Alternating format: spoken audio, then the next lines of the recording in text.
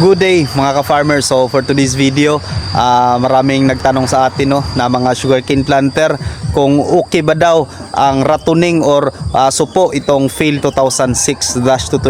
So ito mga farmers ipapakita ko sa inyo yung ibang mga sugarcane planters natin na nagtanim ng Phil 2006-2289 kung okay ba ang ratuning or magsupo itong variety na ito. So ito mga farmers ipapakita ko sa inyo.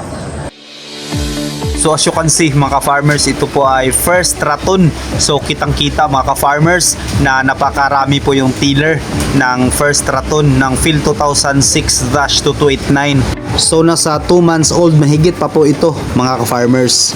At kita rin natin mga ka-farmers na di siya nagsusunog or nag full trash po siya mga ka-farmers, o yung di sinusunog yung mga tuyong dahon ng tubo, para po makaminus gasto siya in terms of hand weeding and cultivation.